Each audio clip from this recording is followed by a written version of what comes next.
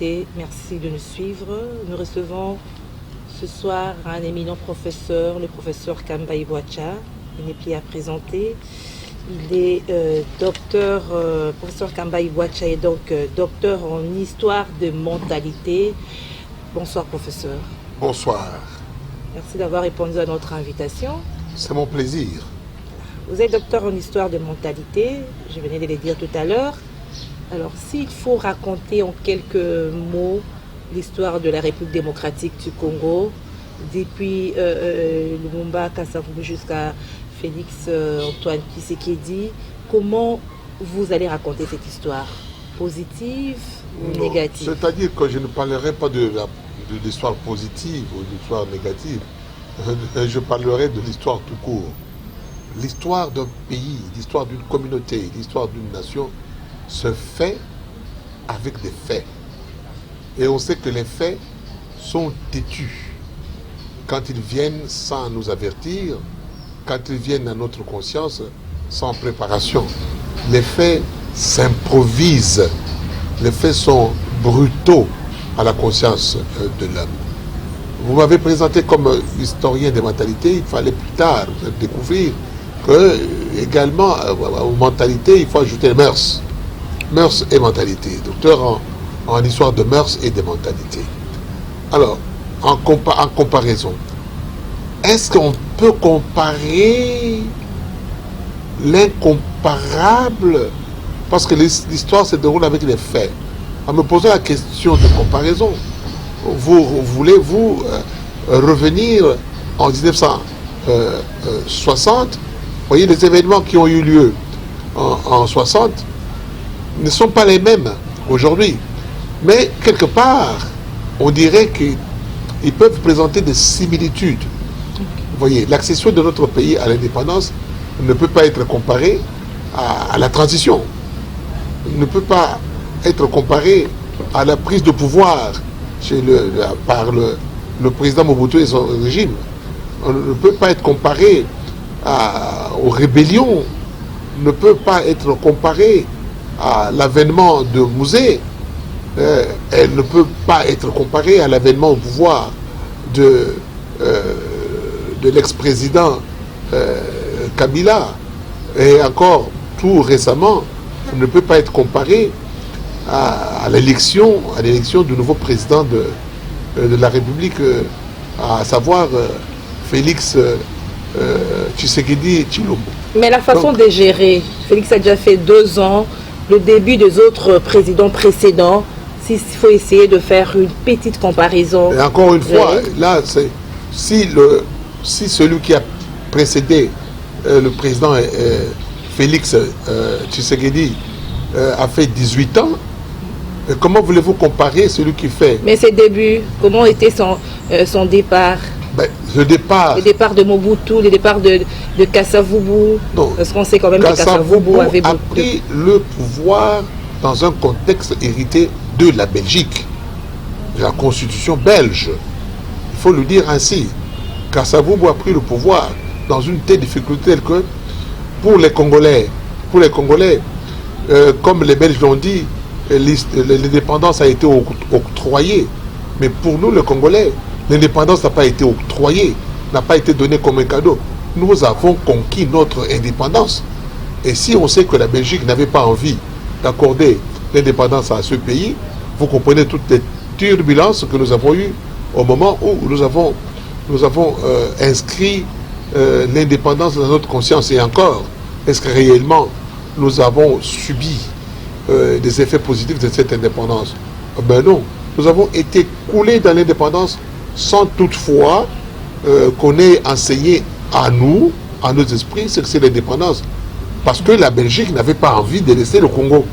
Nous avons acquis notre Congo dans le désordre créé, tenez-vous bien, dans le désordre créé par la Belgique, étant donné que la Belgique n'avait pas envie de préparer les Congolais à l'indépendance. Si nous arrivons maintenant à l'époque de Kasavubu et ses amis, ils se sont débrouillés.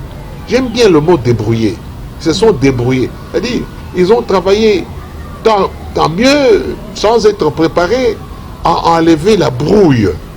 Kolongola Londende. Et quand tu enlèves la brouille, il y a toujours un peu de bruit qui reste. Et c'est difficile de tout nettoyer pour voir clair. C'était un peu à la hâte. Donc ils étaient obligés parce que l'indépendance était là. Est-ce qu'avoir l'indépendance au Congo, ça dépendait de nous, ça dépendait de nous, et ça dépendait de la Belgique, ça dépendait... Non, ça dépendait de l'histoire du monde.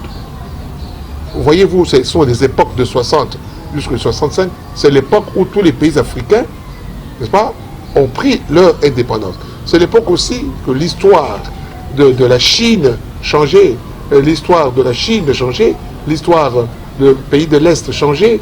Si nous avons 86 à peu près par là, vous voyez, ce qui s'est passé en URSS, ce qui s'est passé à l'Europe de l'Est, et ce qui s'est passé dans les têtes des gens, prenez la guerre froide qui s'est terminée, cela a eu un effet de bombe en Afrique. Donc ils se sont débrouillés. Oui. Alors la preuve, quand ils sont partis, quand la Belgique est partie, ils sont entrés dans la brouille.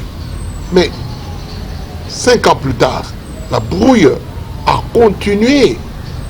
Nous n'avons pas vu le bout de la lumière, le bout du tunnel. Hein, le petit lueur, quelque part, Kasavubu et Lumumba se sont chamaillés atrocement sans que le peuple congolais soit pris à partie. Le peuple, pauvre peuple congolais, il n'a fait que subir les humeurs de Kasavubu, les humeurs de Lumumba. C'est le peuple qui a souffert. Les humeurs des Kaloji, des Bolikango, de ceux qu'on appelait pères de l'indépendance. Et quand on regarde bien, on les appelait pères de l'indépendance. L'indépendance de qui? Vous voyez, est-ce l'indépendance du peuple congolais ou l'indépendance de ceux qu'on a appelés les évolués? L'expérience nous montre que c'est l'indépendance des évolués. Tous ces gens-là qui voulaient prendre les maisons des Blancs, avoir l'écharpe, avoir des voitures des Blancs, c'est ça l'indépendance. Le peuple congolais était ignoré. Nous sommes en 65. Encore une fois, le président Mobutu voulait venir au pouvoir à la solde des étrangers. Ces étrangers, c'était l'Occident. Pourquoi l'Occident voulait le Congo? Ben, c'est simple. Parce que le Congo est une natte, est une plateforme des richesses immenses, immensément immenses. J'aime bien l'expliquer comme ça. Ils sont venus s'enrichir. Ils se sont réellement enrichis. Donc plus personne ne pouvait. D'ailleurs, le Congo était considéré comme le pays pivot, le pays cadenassé par l'Occident. Toute personne qui voulait enlever le Congo de main des Occidentaux connaissait la mort. Alors vous voyez Lumumba, vous voyez tous ces martyrs de l'indépendance. Je continue parce que c'est de l'histoire. Oui, nous passons à Musée. Après Mobutu. Mobutu s'est débrouillé pour lui tout seul, à son compte. En effet, il s'est enrichi. De temps en temps, il revenait pour dire vous êtes indépendant, alors vous devenez zaïrois. Vous n'êtes plus congolais, vous devenez zaïrois. Donc vous êtes indépendant. Tel fleuve change, celui-là change, le camp ceci change, pour nous dire la zaïranisation. Donc pour nous dire, voilà, nous sommes indépendants parce que nous avons changé de nom. Ce qui n'était pas vrai du tout. Et dans toutes ces zones-là, le peuple congolais a dansé, le peuple congolais a prié, le peuple congolais a chanté. Et vous avez vu, en chantant, en priant, en dansant, nous sommes devenus de plus en plus pauvres. Alors, vous voyez, quelque part dans le maquis, assez longtemps, nous sommes pendant 32 ans durant, il y a quelqu'un qu'on a appelé Musée. En 97. Le Musée. Musée signifie le sage, le vieux, qui quelque part déambulait entre Fizi et Baraka, à la sorte de Che Guevara et les autres. Puis il a fait son coup. Il est entré à Kinshasa par les armes. On n'a pas vu le peuple. On n'a pas vu le peuple. C'est une personne qui a pris le pouvoir pour son compte personnel.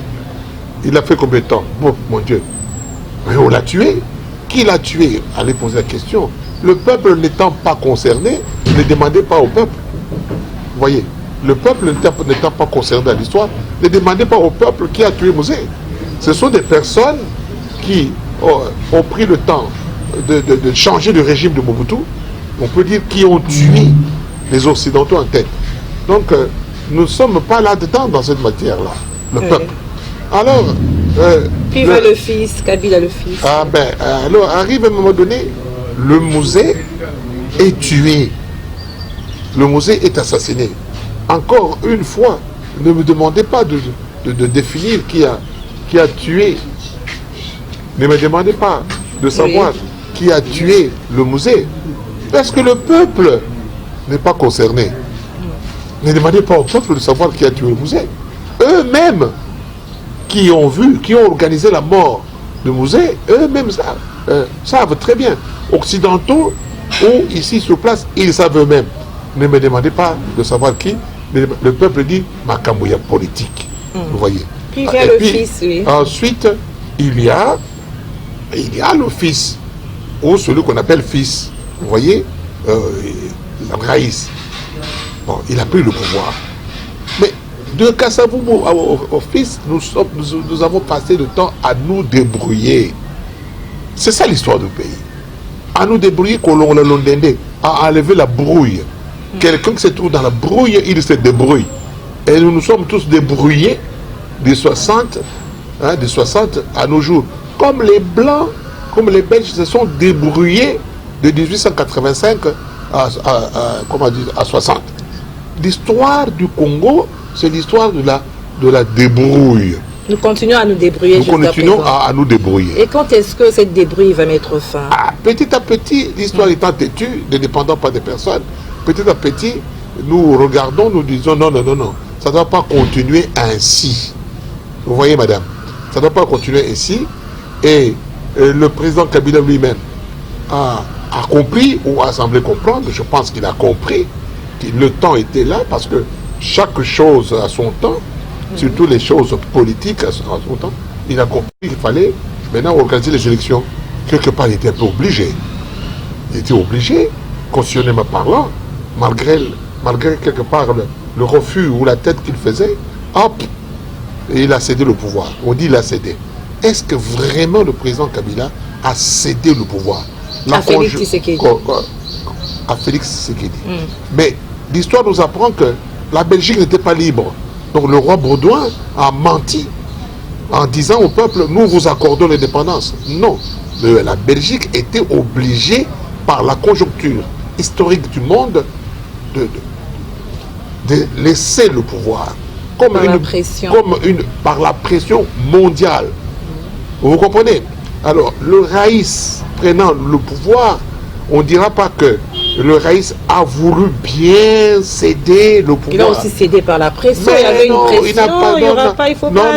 Le troisième mandat, on a vu comment les voix se sont levées. La Belgique était obligée, Mobutu était obligé, le musée, il était assassiné, c'est difficile d'être obligé.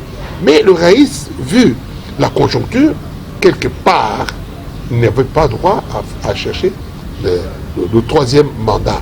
Il n'a pas cédé et on a appliqué la Constitution avec les pressions extérieures. Madame, ce que je vous dis est vrai. Dans le Congo va de pression en pression, avec les Belges, il y avait la pression. Va de pression en pression et il est difficile.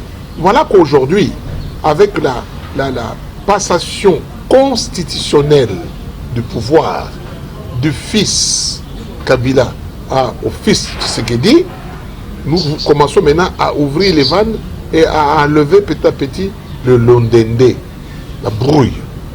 On commence à voir un peu plus clair. Donc la politique au Congo, s'il faut poser une question, comment va la politique du Congo? Oui, c'est la politique de la débrouille. C'est la politique de la débrouille. Or, vous savez très bien, quand on parle de brouille, il y a Nazako Luka Luka. 60 ans après l'indépendance, nous allons nous débrouiller jusque quand? Voilà, que faire pour mettre fin? Voilà, c'est pour cela qu'il faut prendre la philosophie de pouvoir au peuple. Le peuple d'abord. D'abord, pouvoir au peuple. Ensuite, le peuple d'abord. Et ce slogan, le peuple d'abord, moi, dans mes ménages, j'appelle ça le tshisekédisme. Est-ce qu'il y a vraiment, ce slogan est vraiment applicable avec ce pouvoir de Tshisekedi? Ça commence toujours, le dire pouvoir au peuple. Maintenant, vous entrez dans dans un puits qu'il faut maintenant réfléchir. Vous dites, est-ce que vraiment les gens savent que ce pouvoir-là, mais comment voulez-vous que celui qui prend le pouvoir, dans ce contexte, tout comme, parce que vous avez évoqué l'histoire, tout comme Lumumba et Kassavou, vous prenez le pouvoir, les Belges ont tout pris. Les Belges ont pris les richesses, les Belges ont pris les banques, les Belges ont pris les ménages des Congolais, les Belges ont pris le Congo, ils ont pris l'armée. Ils ont laissé au Congo que le nom du Congo, que les routes et les maisons en désuétude. D'ailleurs, Lumumba, vous savez qu'il a fait le pouvoir pendant 5 ans. Alors, comment voulez-vous que Tshisekedi, malgré ce qu'il a comme bonne volonté, mais quand il a pris le pouvoir, qu'est-ce qu'il avait comme outil du pouvoir? N'ayant pas de banques, n'ayant pas de richesses, n'ayant pas des hommes, n'ayant pas l'armée, n'ayant pas d'argent, il veut maintenant inaugurer une politique du peuple. Ça devient difficile parce que ceux qui étaient avant lui ont cadenassé. Cadenassé, tu fais Bakanga Fungola, Sima Bakangi. Et qui viendra décadenasser. Pour cela que. Et ça va prendre combien de temps? Il faudrait maintenant que celui qui est là, ils ont commencé par les, comment dire, coalitions. Vous voyez, dès le départ, on a parlé de coalition. Madame, moi je vais vous dire que on a parlé de la coalition. Maintenant, il faut vous dire que la coalition est coagulée. C'est-à-dire professeur, oui. Vous faites rire, madame. La coalition est coagulée. Bloquée, étouffée. Madame, vous voyez, quand vous êtes une personne humaine ne fonctionne que parce que son sang fonctionne comme il faut. Alors, si le sang ne fonctionne plus dans les veines comme il faut, les médecins nous disent que le sang est coagulé. Il faut rompre avec cette coalition. Quand le sang est coagulé, il n'y a plus de coalition. La coalition est coagulée. À ce moment-là, il y a l'embolie. L'embolie du corps de la personne humaine. Et il faudrait qu'il y ait l'intervention. Et qui peut prendre l'intervention? C'est celui qui est aujourd'hui président de la République. Parce que l'ancien président ne peut pas, parce qu'il n'a plus de pouvoir. Bon, le Parlement ne peut plus, parce qu'il n'est pas président de la République. Il ne peut pas prendre. Le Sénat non plus. Le peuple non pas. Donc, c'est le président de la République qui doit être là comme un médecin qui doit inoculer l'anticoagulant. Et pour arriver à l'anticoagulant, il dit non, j'ai affaire à des citoyens congolais. Je voudrais entendre les avis des uns et des autres. À travers les consultations. Bon, vous le dites bien, j'y arrive, à travers des avis de... Il a pris et les musiciens, et les mamans maraîchères, et les boys, si je peux les essayer d'appeler, et les clercs. Mais tous ces gens-là, tout ce monde-là, les mamans maraîchères, voilà, les musiciens, est-ce qu'ils sont vraiment, comment je peux dire, il ne faut pas dire représentatifs ou importants, leurs idées? Qui représente qui au Congo? La meilleure façon de se représenter, que le peuple, c'est de parler au peuple. C'est la meilleure façon. Alors, professeur Kamba, parler au peuple, c'est ainsi que le président de la République a tenté de parler au peuple. En effet, ceux qui sont allés voir le président Félix Tshisekedi Tshilombo sont sortis regaillardis avec le sourire jusqu'aux oreilles. Ils sont contents. Qu'on vous dise que le peuple n'est pas content, qu'on vous dise que le peuple a échoué, Tshisekedi a échoué, c'est faux. Ils sont tous heureux. Heureux de quoi? Heureux pourquoi? D'abord qu'ils aient été reçus par le chef d'État. Et après? À l'époque de Mobutu n'a pas fait, il a fait les consultations, mais il a envoyé des émissaires à l'intérieur du pays. Il a envoyé Mokolo Pombo et ces consultations ont échoué parce qu'il n'a pas entendu lui-même le peuple. D'ailleurs, il a créé le comité central, il a suspendu le Parlement, etc. Aujourd'hui, au moins, on a consulté. C'est une façon de décoaguler la coagulation, vous voyez. Mais professeur, on n'a pas consulté tout le monde. Il y a par exemple le FCC, il y a un groupe de gens qui n'a pas pris part. Non. La volonté du chef d'État était d'entendre les voix de tout le monde. C'est pas le cas. Sauf ceux qui ont dit que nous ne venons pas. Ah oui, sauf ceux qui ont dit que nous ne venons pas. Et ceux qui ont dit qu'ils ne venons pas, pourquoi? Parce que nous ne voulons pas venir. Parce que, il dit, écoutez, nous ne venons pas. Et nous voulons venir comme FCC. Non, le président dit non, je voudrais vous recevoir comme parti politique. Et si vous refusez, alors, et c'est ça le président de la République, il dit, et il sait que c'est ça l'optimisme. C'est clair et net, il ne faut pas aller chercher de midi à 14h, madame. Ça s'appelle en français le bon sens. Voilà, madame. Alors, professeur, avant de poursuivre avec des consultations pour décoaguler, comme vous venez de le dire, vous croyez aussi à ceux qui parlent du blocage, à la démarche du blocage des FCC qui bloquent le président de la République? Est-ce que comment vous analysez cela, un président de la République qui est bloqué par un groupe de gens? Le FCC ne bloque pas. C'est la situation qui est bloquée. Alors on ne peut pas dire que c'est la faute des uns et des autres. L'histoire est faite ainsi. Le système est bloqué. Qui doit débloquer? Mais on se réfère au chef. On se réfère au chef, madame. On va chez lui, mais qu'est-ce que vous pensez, vous? Vous ne voyez pas que Dinda. C'est comme ça qu'on pose la question. Il dit, alors, le chef dit, alors le peuple dit, faites ceci, faites ceci, faites ceci. Il écrit, faites ceci, faites ceci. Après, nous sommes dans une période de suspense. Qu'est-ce que le chef va nous dire après cela? Quelles sont vos attentes par rapport à l'adresse du chef de l'État? Vous attendez qu'il nous dise quoi? Oui, c'est simple. Oui. Le président qui est dissolution, qui est référendum, qui est rectification de la majorité. Est-ce que le président de la République est libre de dissoudre? Il y a des problèmes. Dissoudre l'Assemblée signifie le Kambongo, tout banda, élection. Est-ce que c'est possible? Parce que bon, nous, c'est ça, comment voulez-vous dissoudre le Parlement alors que ça m'a tété, l'iconda des athées, yo dissoudre le Parlement. Le président de la République est au courant de ça et il sait la difficulté. Bon, ça c'est de un. De deux, mais la situation, il faut d'abord mettre de l'ordre dans l'armée. Le pays, on dit qu'il est, comment on dit qu'il est ce mot-là, infiltré. Il faut d'abord voir clair. Qui va voter? Quelle carte d'identité on a? Nous sommes combien?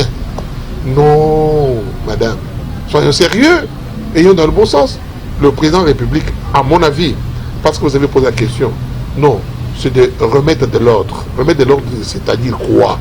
Remettre de l'ordre signifie Sikoyo, Mokonzia Sika, monsieur le Premier ministre, vous, malgré votre bonne volonté, je ne dis pas que vous avez échoué. Non. Vous avez une bonne volonté. Mais la conjoncture a fait que vous ne pouvez pas bien travailler parce qu'un bon athée. C'est le bon athée. Qu'est-ce que le pauvre, mon collègue estimé, collègue Ilunga peut faire? Un bon côté. Le Bumbashi Bakangi, Matadi Bakangi, Société Bakangi. Yo, bon athée, le pauvre, il dit que tu ne peux rien faire. Même Félix lui-même, qu'est-ce qu'il peut faire? C'est la réalité. Ce n'est pas la faute de l'un ou des autres. Pour les concertations, les uns ne sont pas venus parce qu'ils ont leur propre... Ils savent pourquoi. L'autre parle du peuple, les autres parlent de quoi? Qu'est-ce que je peux dire? Les autres, quand ils parlent de quoi? Ils parlent de nous. Mais à côté, quand on parle de nous, on voit des maisons montées, on voit des comptes ouverts, on voit ceci, on voit qu'il y a la peur totale d'être poursuivi. Et à un moment donné, c'était la République des juges. On sait pourquoi. À un moment donné, on parlait de la République des professeurs. On sait pourquoi. Vous comprenez? Ce n'est pas la faute des uns et des autres, mais c'est la faute de ceux qui refusent de venir. Dans le cash, il y a des gens qui refusent. Dans FCC, il y a des gens qui refusent. Alors à ce moment-là, donnons la chance à Étienne Tshisekedi Tshilombo. Il semble pour le moment être dans le bon, dans ce que j'appelle le bon sens. Alors attendez qu'il parle. Et pendant cette époque, depuis la fin des consultations, jusqu'à aujourd'hui, le peuple est dans le tout le monde, dans la frustration. Qu'est-ce qu'il va dire? Qu'est-ce qu'il va dire? On est suspendu aux lèvres du président. Mais moi, je suis optimiste de naissance. Je sais que Tshisekedi se situe dans le bon sens. Ceux qui ont refusé la consultation ne sont pas dans le bon sens. Et mais certains estiment que c'était un échec, parlent de l'échec de consultation. Ah, ceux qui disent que l'échec, il y a échec de consultation, ceux qui disent ça, ce sont les gens qui se trouvent dans la négativité. Parce que Motoye Panayo, Abin Deko, Yakato Solola, Ngaï de chef, Yakato Solola, au Kanisini, ni potos, to Solola Malam, au Kanisini, Yokinda, le Banayi, Ngana Moni Boy, Ngana Moni Boy, Ngana Moni, au Solo, il m'a commandé bien. Papa, yo, c'est un bon boy, belé, 5 milliards. Mais ça t'a d'amboté, tout le monde, c'est le coin. Bon, mais je vois qu'il y a un dengini. Ah, yo, yaka, tala makambo, yo, yaka, on a des makambo matete. Oui, makambo matete, so go, kuna matete. Nzela, oui, bien, oui. Bon, on me sous à zo banque. Yo, on me sous au doigt qui boy, oui. Donc, à Bengi, yo, boy, yo, sani. À l'ingé, peut comme dictateur, parce que, à cette expérience, c'est mon bout. Vous comprenez? Donc, le vrai problème ici, c'est le problème du bon sens. Oh, il y a quoi, bon sens? Oui, maman. Le bon sens, le mot sens, dans un langage clair, ça signifie quelle est la signification de ton comportement. Autre signification, autre explication, quelle est la direction que vous prenez? Sens, au point de vue mathématique, signifie direction. Flèche. Ça, ça comme le contraire. Sens signifie signification. Mais à un moment donné, au degré d'aperture, signification et direction est combiné mon corps. Vous comprenez? Alors nous allons tous dans la même direction pour voir ce que ça va donner. Conformément à la Constitution, conformément aux lois du pays, et puis certains disent aussi conformément à l'accord qui a été signé, l'accord qui demeure jusque-là. Madame la journaliste, c'est la question bien posée. Si l'interviewé ne pose pas la question aux journalistes, mais moi je me pose la question même. Que dit l'accord? Qui a vu l'accord? Qui a signé l'accord? Le peuple, encore une fois, est dehors. C'est une affaire de quelques personnes qui... Qu'est-ce que je ne peux pas dire que l'accord est? Est-ce qu'on nous a dit que l'accord a été signé? Signé où? Par qui? Qu'une seule personne lève le doigt pour dire voici l'accord. C'est là le flou. Et dans le domaine du flou, c'est le domaine de l'humain.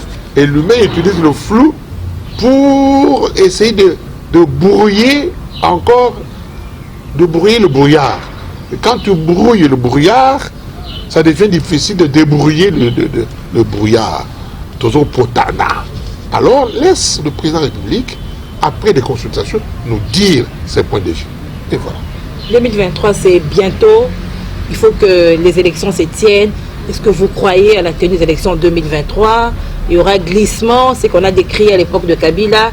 Parce qu'on voit des choses, vous dites qu'on est encore dans les débrouilladises. Madame, au Congo, en République, j'insiste, démocratique du Congo, on utilise des mots qui sont antidémocratiques. Le glissement. On glisse. Quand on glisse, et on est dans le faux. Quand on glisse, ce qu'on glisse, maman. Mais c'est lui, on évite aucune direction, on commune glissement. Non. On va suivre la réalité des choses. La Constitution dit que 2023, on va faire les élections. Mais si c'est impossible pour faire les élections, madame, si vous voulez, on termine par là, il faut recenser. Est-ce qu'on peut recenser sans argent? Est-ce qu'il y a encore le temps de recensement? Il faut, parce que le pays est infiltré. Est infiltré par les Libanais, par les Indiens et par autres. Le pays est infiltré par autres. Libanais, marabouts, chanteurs. Vous comprenez? Le pays est infiltré. Alors, tu veux voter? La carte. Tu es Libanais? Non, vous votez terre. Tu veux voter? Oui. La carte. Oh, je suis martien. Terre, vous votez terre. Tu veux voter? La carte. Oh, moi je viens de planète X. On vote terre. Ne vote que Congolais. Et la Constitution fixe les conditions pour être Congolais. Le recensement. Le recensement signifie bon bébima.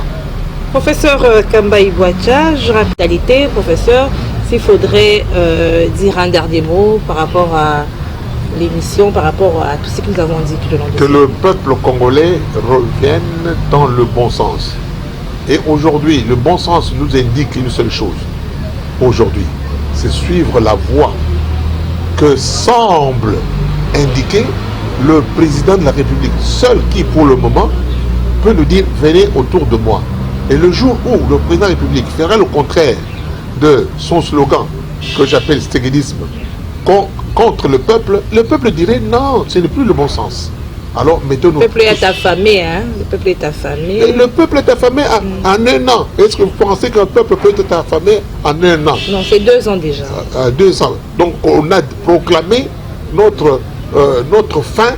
Nous avons commencé à avoir la faim. Voici 2 ans.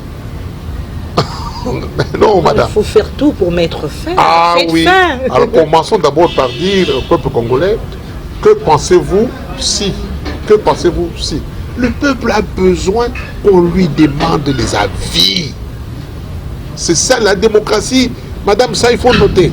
La démocratie, au bout de la ligne, au départ, c'était le bien-être de la population. Chez les Grecs, démocratie ne signifie pas pouvoir du peuple par le peuple. Non. Au départ, l'idée de démocratie, c'est l'idée du progrès du peuple. Voilà, madame, comment je peux terminer ça? Quoi, Jiki?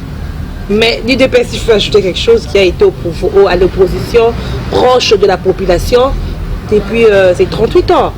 Et aujourd'hui, il ne doit pas chercher à écouter encore le peuple parce que c'est déjà les difficultés de la population. Ne confondez pas, madame, l'UDPS avec le président de la République. L'UDPS, c'est un parti politique. Vous comprenez? L'UDPS, c'est un parti politique. Le président est membre de ces partis politiques. Mais le président, aujourd'hui, l'UDPS a un président. L'UDPS a un président du parti. Vous comprenez? Et le président de la République est une institution. Donc le président de la République n'est pas l'UDPS. Tout ce que l'UDPS fait, il fait comme parti politique dans un contexte de parti politique. Et c'est que le président Tshisekedi fait, et il le fait dans ce contexte de la République démocratique du Congo, qui n'est pas un parti appartenant à qui que ce soit. Merci professeur Kambaï Bouacha. Merci d'avoir répondu à notre invitation. Merci à vous, fidèles téléspectateurs du magazine Au-delà de l'actualité. Nous nous retrouvons au prochain.